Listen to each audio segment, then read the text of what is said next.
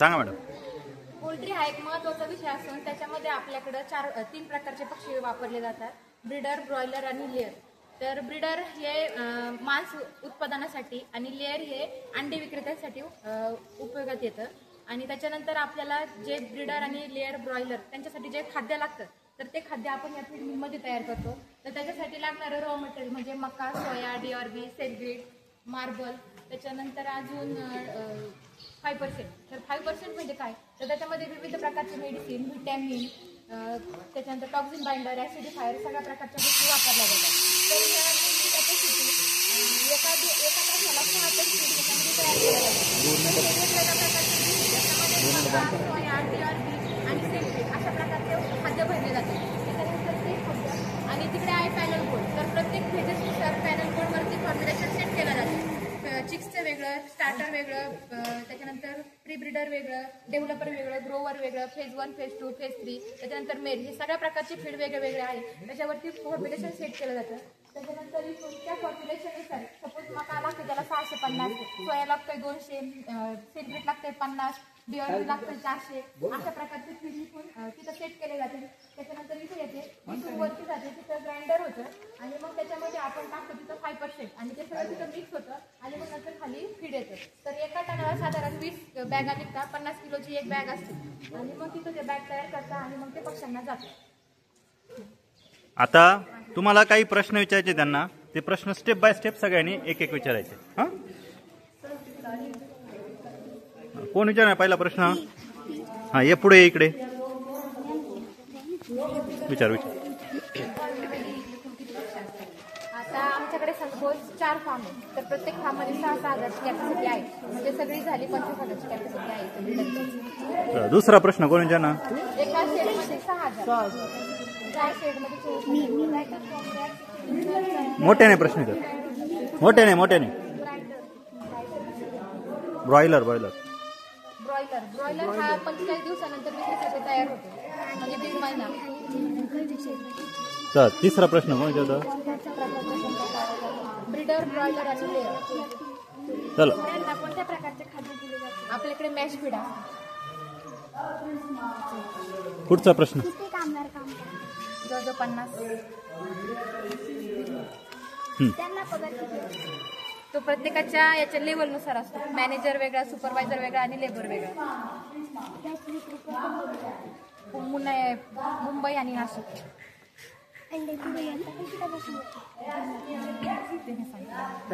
अंड्यांची गुणवत्ता कशी तपासता तुम्ही? म्हणजे कसं, अंडे चांगली कोणती आहे, खराब अंडी कोणती आहे? त्याचे प्रकार असतात.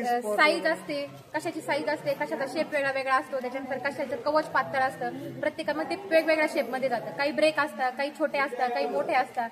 मग त्याच्यामध्ये हॅचिंग वेगळे, पुलेट वेगळे, कमर्शियल वेगळे, त्याच्यानंतर ब्रेकेजवाले वेगळे, त्याच्यानंतर स्पॉटिंगवाले वेगळे, प्रत्येकाचे वेगवेगळे प्रकार.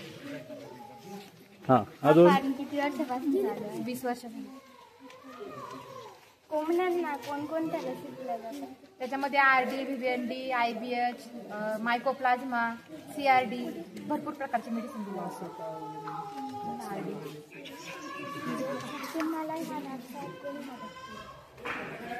ते माझे सासरे. चला पुढचा पटकन. ते शेडच्या कॅपॅसिटीनुसार असतं. जशी शेडची कॅपॅसिटी तसा खर्च असतो. एक त्यांना उदाहरण द्या, साधारण किती पक्ष्यांसाठी किती? 5,000 पक्ष्यांचं पकडलं तर त्याला कमीत कमी 50-1 लाख रुपये. 5,000 पक्ष्यांना 50 लाख रुपये खर्च येऊ शकतो पूर्ण मटेरियल. म्हणजे पक्षी पण आपले येऊ शकतात त्याच्यामध्ये. शेड उभा करण्यापासून तर आपलं तयार होईपर्यंत, पक्षी तयार होईपर्यंत आहे ना. वेळ भेटतो ना. ब्रीडरच्या पक्ष्यांना एकच वेळेस फीड दिला जातं. आता आमच्याकडे त्याचा टाइम संध्याकाळचा आहे. त्याच्यानंतर लेअरच्या पक्ष्यांना 2 वेळेस फीड दिला जातं, 4:30-5 वाजेपर्यंत. आणि लेअरच्या पक्ष्यांना 2 वेळेस फीड दिला जातं, सकाळी 6, संध्याकाळी 6. आणि ब्रॉयलरला चालूच असतं दिवसभर. पाणी हे कंटिन्यू चालू असतं पक्ष्यांना. काय फीड 6 या व्यवसायात कोणत्या अडचणी येतात? सगळ्यात महत्वाचा प्रश्न, व्यवसायात येणाऱ्या अडचणी. व्यवसायात कधी कधी रेट डाऊन असला किंवा मकाचे रेट वाढले, रॉ मटेरियलचे रेट raw वाढले material चे rate किंवा आपल्याला वाढले. जो माल सेल करायचा आहे त्याचे रेट कमी झाले. रॉ मटेरियलचे रेट वाढले म्हणजे आपल्याला घेण्यासाठी जास्त पैसा लागतो आणि जे आपण माल विकतो त्याचा रेट कमी झाल्यामुळे आपल्याला जो मोबदला भेटणार आहे तो जास्त कमी भेटतो. रोगाची लक्षणे आढळल्यास कोणती काळजी घेतली जाते? रोगाची लक्षणे आढळल्यास अगोदर रोग कोणता आहे ते जाणून घेतले जाते. त्याच्यानंतर त्याला वेगवेगळ्या त्या प्रकारचे मेडिसिन दिले जातात आणि मग 4-5 दिवस ट्रीटमेंट केल्यानंतर मॉर्टिलिटी कमी होऊन जाते. आणि कुणीही म्हणजे Visit करता doctor. व्हिजिट करताना जो डॉक्टर येतो ना, त्या डॉक्टरने पूर्ण फवारा हे करून घ्यायचा, मग आतमध्ये एंट्री करायची शेडमध्ये. म्हणजे कारण बाहेरचा बॅक्टेरिया आतमध्ये येणार नाही आज शेडमध्ये. लसी हा दिलं ना. दिवसातून किती वेळा खाद्य व पाणी चारले जाते? कमीत कमी एकदा आणि जास्तीत जास्त 2. दोनदा. हा फॉर्म किती वर्षापूर्वी चालू आहे? 20 एक वर्ष. ते दररोज किती अंडी मिळतात? 5,000 आणि लेअरसाठी 1 लाख. या व्यवसायात रॉ मटेरियल जर जास्त झालं म्हणजे रॉ मटेरियलचे रेट वाढले तर आपल्याला खाद्य तयार करायला जास्त रेट लागतो. मग जर त्यावेळेस जर चिक्सचे रेट कमी झाले तर त्याला विकण्यासाठी आपल्याला जो आपल्याला म्हणजे चिक्स बनवायला जो रेट लागलाय तो रेट जर भेटला नाही तर मग त्याच्यामध्ये अडचण येतात. कचरा व शेण याचा उपयोग केव्हा केला जातो? कसा केला जातो? तर जे कोंबड्यांचं खत शेण म्हणजे त्यांना खत म्हणतो आपण, तर ते शेतीसाठी त्याचा उपयोग केला जातो. आणि जो कचरा आहे तर त्याच्यासाठी आपण वेगवेगळ्या प्रकारचे खड्डे केलेले मोठे मोठे आणि त्याच्यामध्ये व्यवस्थित प्रकारे ते मुरल्या जातं. त्याच्यानंतर त्याचं मुरल्या जातं म्हणजे पूर्ण कुजून जातो तो पक्षी, त्याचा दुसऱ्यांना काही त्याचा तोटा होत नाही. आर्द्रता नियंत्रणासाठी कोणती साधने वापरली? आपण एसी शेड येतो, आपलं एसी वापरतो. आता एसी शेड केले आणि साधारण जे शेड असतात याच्यामध्ये साधारणपणे किती फरक पडतो? म्हणजे मॉर्टॅलिटी झालं किंवा इतर गोष्टी, वास वगैरे येणं, याच्यात किती फरक पडतो? वास नाही सांगू शकत, पण मॉर्टिलिटी मध्ये खूप फरक पडतो. कारण जेव्हा उन्हाळा चालू होतं ना, एसी फार्म मध्ये कसं पूर्ण थंड वातावरण असतं, बाहेरच्या टेम्परेचरमुळे आतमध्ये पक्षी मॉर्टिलिटी करतात, पेंटिंग करतात. मग त्याच्यासाठी एकतर आपल्याला एसी फार्म पाहिजे किंवा मग कडेने नेट लावलेलं पाहिजे, त्याच्यावरती ड्रिप सोडलेले पाहिजे किंवा आतमध्ये फॅन पाहिजे. उन्हाळ्यामध्ये तर असं ओपन नाही चालत, पूर्ण म्हणजे पॅक बंद पाहिजे. पॅक बंद पाहिजे. खाद्याचे पोषण मूल्य कसे टाकले जाते? ते लॅबमध्ये चेक करतो आपण. लॅबमध्ये एक तर नाशिक नाही तर त्याच्यामध्ये direct प्रोटीन PDRC. किती, बाकीचे सगळे घटक किती चेक केले जातात. उरुळी कांचन. टॉक्सिसिटी काय बाकीचे सगळं चेक केलं जातं. फार्ममुळे परिसरातील लोकांना रोजगाराची संधी मिळते का? हो मिळते ना. या मकाला खताचा वापर केलेला आहे. हो केलेला आहे. किती प्रमाणात? ते आता इकडे आता आपण जसं हे करतो तसंच इकडे 1-2 ट्रॅक्टर. एखादा ट्रॅक्टर टाकलेला असेल ना मकाला. काय आहे सांगा तुम्ही? याला सेटल म्हणतात. त्याच्यामुळे दोन केंद्र म्हणजे त्याच्यामध्ये अंडे उभवतात. उभवतात. त्याला पाठीमागून 4 हिटर असतात. एक ह्युमिडिटी कॉईल असते आणि हे जे पॅनल आहे त्याच्यामध्ये रिले असतात. आणि हे इकडे जे कॉन्टॅक्ट थर्मामीटर आहे ते म्हणजे आपण बस हे ॲटो आहे ॲटोमॅटिकली आणि एका तासाला हे मोनी होते. हालचाल होते अंडे एका तासाला. किती दिवस राहतात ते सांग. आणि याच्यामध्ये 18.5 दिवस आपले अंडे असतात आणि त्याच्यानंतर 2.5 दिवसासाठी आयच्यामध्ये जातात.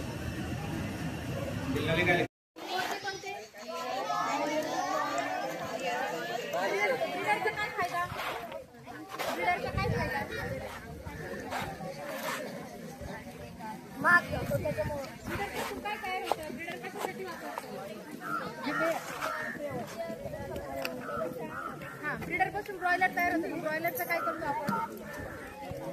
ब्रॉयलर पेक्षा अंडी देतो का? मग ब्रॉयलर कशासाठी वापरतो?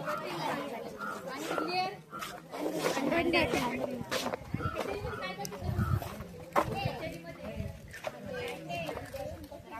किती दिवसात तयार होतो? 18 दिवस ठेवला जातो. तिथं 2 मशीन मशीन होते, एक इन्क्युबेटर होतं, एक हॅचर होतं. 18 दिवस पुढे ठेवला जातो इन्क्युबेटर मध्ये आणि नंतर एक 18व्या दिवशी हॅचर मध्ये ठेवला जातो आणि मग तिथं 3 दिवस ठेवला जातो आणि मग 21व्या दिवशी पक्षी तयार होतो. त्याच्यानंतर इन्क्युबेटर मध्ये काय ठेवला जातो तर तिथं ट्रे असतो. त्या ट्रे मध्ये त्या अंड्याला सगळ्या प्रकारची ऊब भेटली पाहिजे, म्हणजे पूर्ण बाजूने ऊब भेटली पाहिजे. तो असा ठेवतो, खालून पण मोकळी जागा असते, वरतून पण मोकळी जागा असते, हवा पाणी सगळं भेटतं. आणि ह्याच्यामध्ये काय ठेवतात तर तो ट्रे मध्ये ठेवला जातो. पक्षी असतो त्या अंड्यामध्ये, तो जर त्याने जर तिथं म्हणजे पक्षी तिथं तयार झाला तर तो पक्षी खाली पडेल, त्याला जागा नसते. आणि इकडे ठेवल्यानंतर त्याला अशी ट्रे असतो, त्या ट्रे मध्ये ठेवला जातो, त्याच्याने तो पक्षी खाली पडणार आणि व्यवस्थित तिथे राहू शकतो. किती अंडे निघतात रोज इथं ब्रीडर साठी? ब्रीडर आणि लेअर 1 लाख. अजून फीडची कॅपॅसिटी किती आहे एका तासाला? किती टन फीड काढू शकतो? फीडचे प्रकार सांगितले, किती प्रकार सांगितले? कोणते कोणते प्रकार सांगितले? तुमच्या पैसे सांगा ना तुम्ही. फीड साठी काय काय वापरते?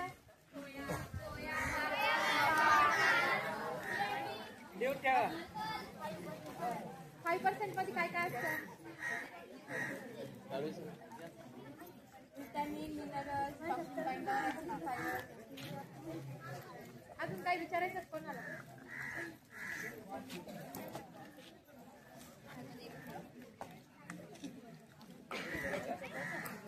तुम्ही विचारा ना, मी सांगते ना. काही प्रश्न असतील तर विचारा ना. तुम्ही विचारा, मी सांगते.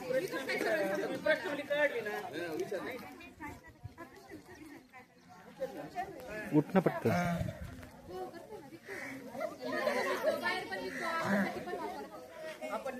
बोल ना, बोला पटकन, उभे राह. अंड्याची उष्णता किती असते? अंड्यांची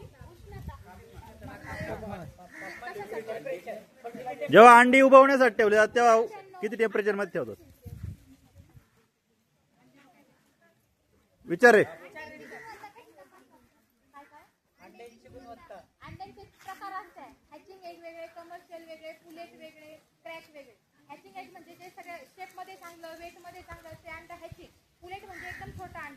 क्रॅक म्हणजे तुटलेलं अंड. आणि कमर्शियल म्हणजे का ज्या अंड्यामधून पिल्लू तयार होणार नाही किंवा ते अंड त्याचा शेप वाकडा तिकडा असतो. आणि जम्बो म्हणजे मोठ्या साईजचा अंडा असतो. हा, राह उभा. एका दिवसात किती अंडे निघतात? ब्रीडर मध्ये 5,000 आणि लेअर मध्ये 1 लाख. जरा कोणाला विचारायचं नाही, हात वरती करा पटकन.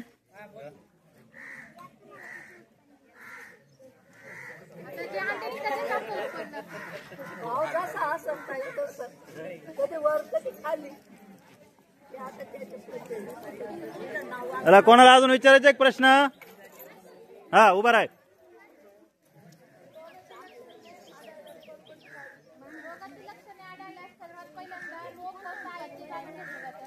त्याच्यानंतर त्याच्यावरती कोणत्या प्रकारचे मेडिसिन वापरल्या जातील, कोणत्या मेडिसिनचा लवकर रिझल्ट भेटेल, कोणाचा रिझल्ट 2 दिवसात भेटतो, कोणाचा 8 दिवसामध्ये भेटतो, तशा प्रकारचे मेडिसिन वापरल्या जातात, स्प्रे केल्या जातात. हा, किरण. पोल्ट्री फार्म चालवण्यासाठी सरासरी खर्च किती येतो? 1 वर्षाचा सांगा. 1 वर्षाचा सरासरी खर्च 5,000 म्हणजे 5,000 कॅपॅसिटीचा फार्म असेल तर त्याला साधारणपणे 50 लाखापर्यंत खर्च येतो. 5,000 कॅपॅसिटीसाठी. तुमचा हा जो खर्च आहे मॅडम तो एसी पोल्ट्रीसाठीच आहे ना? नाही, एसी साठी वेगळा खर्च. हा नॉर्मल साठी. या नॉर्मल शेड साठी आहे, मग एसी वेगळं. ओके.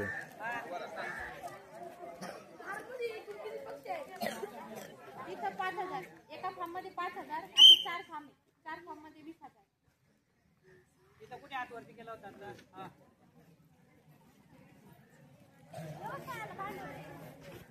झालं ना रे ते आता.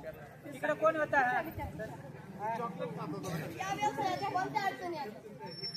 अडचणी लेबरचा म्हणजे लेबर प्रॉब्लेम येतो. कधी कधी लेबर नसतं, त्याच्यामुळे मग कामं वेळच्या वेळी होत नाही. आणि कामं वेळेच्या वेळ होत नाही, म्हणजे अंडे कलेक्शन लवकर होत नाही. लवकर झाल्यामुळे त्याचं ब्रेकेजचं प्रमाण वाढतं आणि जे अंड एका तासामध्ये उचलायला पाहिजे ते अंड जर एका तासामध्ये उचललं गेलं नाही तर त्याच्यामधून पक्षी कमी निघत्या, म्हणजे हॅच कमी होतो त्याचा आणि म्हणजे क्रॅकचे पण इश्यू वाढून जातात. हा व्हायरल इन्फेक्शन येतं, त्याच्यामुळे स्प्रे करायला पाहिजे रोजच्या रोज, म्हणजे दिवसात तरी स्प्रे करायला पाहिजे, कारण बाहेरचा शेडचं व्हायरल आपल्याकडे येतो. कमीत कमी 1 वेळा खाद्य दिलं जातं, जास्तीत जास्त 2 वेळा, आणि पाणी हे 24 तास चालू असतं. 20,000 म्हणजे एका मशीन मध्ये. हा विचार 5,000 मधून एक पक्षी आजारी आहे, कसं होईल? 5,000 मधून एक पक्षी आजारी असं म्हणजे असं गेस नाही करू शकत. जेव्हा मॉर्टलिटी होते ना, म्हणजे पक्षी जेव्हा मरतो त्याचा आपण पीएम करतो आणि मग त्याच्यामध्ये कळतं आपल्याला की पक्ष्यांना काय झालं. एक पक्षीवरून आपण सांगू नाही शकत. 2-3 मॉर्टलिटी आहेत, प्रत्येकाच्या मध्ये वेगवेगळा प्रकार दिसतो. कोणामध्ये वेगवेगळा आजार, कोलाचा आजार दिसतो, कोणामध्ये टॉक्सिसिटीचा दिसतो, कोणामध्ये सीआयडी, प्रत्येक आजार वेगवेगळा असतो. मग जो आजार ज्या पक्ष्यांमध्ये जास्त प्रमाणात दिसले जाईल मग आपण ठरवतो की ह्या पक्ष्यांमध्ये हा आजार आहे, त्याच्यानुसार त्याला ट्रीटमेंट दिली जाते. हा अंड्याचे दर ठरवताना कोणते घटक विचारात घेतले जातात? अंड्याचे दर ठरवताना आपल्याला अंडा बनवण्यासाठी किती रुपये लागले आणि ते विकल्यानंतर आपल्याला त्याच्यामधून किती पैसा भेटेल. म्हणजे सपोज आपल्याला 4 रुपये लागले तर आपण साधारण ते अंडा 5 रुपयालाच विकू तर 3 रुपयाला विकू, असं ठरवलं जातं. ते मला नाही सांगता येणार. सरांना विचार, सर सांगतील. एक अंदाजे सांगा मुलांना, म्हणजे कळण्यासाठी फक्त. एक 5,000 पक्ष्यांचे शेड आहे असं गृहीत धरा. म्हणजे प्रत्येक महिन्याचं उत्पन्न व्हेरी होत असतं. सपोज ह्या महिन्यामध्ये जर तुम्हाला 1 लाख रुपये उत्पन्न भेटलं एका शेड मागं, तर पुढच्या शेडमध्ये 50,000 रुपये भेटतात. त्याच्या पुढच्या महिन्यामध्ये 10,000 पण भेटू शकतात. ते पक्ष्यांच्या हेल्थवरती डिपेंड असतं, म्हणजे आपण ठरवू नाही शकत. पोल्ट्री फार्म किती वर्षापासून चालू आहे? 20. अजून कोणाची काही समस्या बोला. व्यवसाय स्पर्धक आहे काय? आहे ना, खूप आहे. पूर्वी नव्हते, आता फार झाले. आता खूप आहे, पहिले नव्हते. म्हणजे पूर्वी ज्यावेळेस आपण फॉर्म चालू केला त्यावेळेस नगर जिल्ह्यात आपला मला वाटतं पहिलंच युनिट होतं. 2च युनिट होती. नंतर काय झालं, लेअर मध्ये ना जास्त लोक वळाले अंड्याचे. मीटरचं आपलं 2च युनिट. आणि याच्याबद्दल आपल्याला टाटा उद्योगकडून उद्योजक पुरस्कार मिळालेला आहे भारतरत्न युनिटला. सगळ्या भारतरत्न JRD टाटा. हा बोल. व्यवसायासाठी यंत्र म्हणजे फीड मिल आणि तेच म्हणजे हेचरीचे मशीन वगैरे ते वापरले जातात. आधुनिक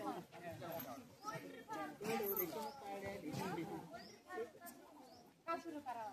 तर पोल्ट्री फार्म म्हणजे कमी दिवसामध्ये जास्त उत्पन्न भेटतं. शेतीमध्ये जर केलं आपण तर आपल्याला किती 4-5 महिने तरी वाट बघावं लागते उत्पादनाची. जसं पोल्ट्री फार्म मध्ये ब्रॉयलरचे पक्षी जर आपण वापरले तर ते 1.5 महिन्यात जर आपण पक्षी सांभाळले तर 1.5 महिन्यानंतर आपल्याला लगेच ते कल्स करता येतात आणि तिथून आपल्याला पैसा भेटतो. श्रम कमी पोल्ट्री फार्म मध्ये. हा पोल्ट्री फार्म किती वर्ष? तूच विचारला.